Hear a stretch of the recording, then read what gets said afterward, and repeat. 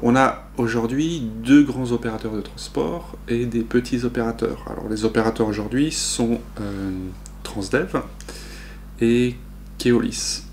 Mais ça n'a pas toujours été comme ça. Par exemple, il y a 20 ans, on avait trois opérateurs principaux qui étaient Keolis, Connex et Transdev, et on avait un groupe d'opérateurs indépendants qui étaient regroupés au sein d'une association qui s'appelait Agir. Alors, entre-temps, Connex est devenu Veolia, et Veolia et Transdev ont fusionné en 2011. Ce qui fait qu'à partir de 2011, on s'est retrouvé avec deux opérateurs principaux, Transdev Veolia d'un côté et Keolis de l'autre. Aujourd'hui, Transdev Veolia s'appelle Transdev, depuis 2013.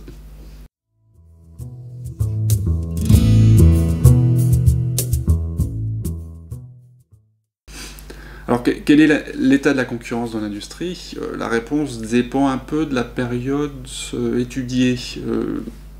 Sur les données vieilles de 20 ans, on peut répondre, la concurrence était très limitée. Les mêmes opérateurs étaient présents sur de très longues périodes, plus de 20 ans parfois, bien que les autorités organisatrices proposent des appels d'offres pour choisir l'opérateur le plus efficace, on se rend compte que c'est toujours le même qui est en place. Donc jusqu'à récemment, la concurrence était très limitée. Il faut attendre le début des années 2000, voire le milieu, pour voir apparaître quelques changements. Notons d'ailleurs que les trois opérateurs principaux en 2005, Transdev, Keolis et Connex, ont été condamnés par l'autorité de la concurrence pour entente.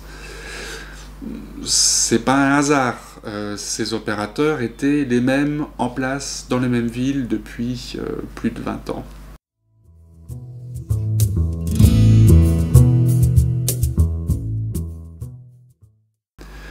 Aujourd'hui, on commence à voir apparaître quelques changements, notamment dans les réseaux de taille plus petite. Ce sont des petits opérateurs qui entrent et offrent leurs services dans ces cas-là.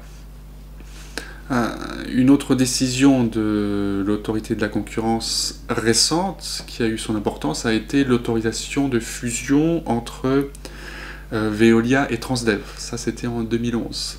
Donc c'est assez intéressant également pour un économiste. On a une industrie dans laquelle il y a trois opérateurs principaux, Veolia, Transdev et Keolis. On autorise la fusion entre deux de ces acteurs principaux, ça restreint clairement la concurrence. Alors évidemment, c'était une industrie dans laquelle la concurrence était limitée au départ. Donc on peut imaginer que cette fusion a été autorisée sous certaines conditions, à savoir les opérateurs concernés devaient ouvrir certaines des villes dans lesquelles ils exerçaient leur activité à la concurrence. Alors on dit vraiment ouvrir la concurrence entre guillemets, puisque c'est ce qu'ils devraient faire par définition.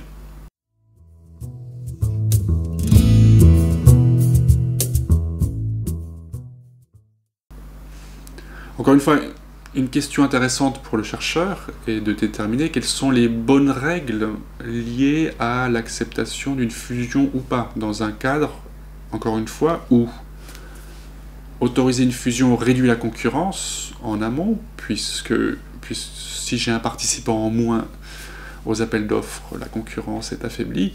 D'un autre côté, autoriser deux entreprises à fusionner leur permet de bénéficier de gains de productivité.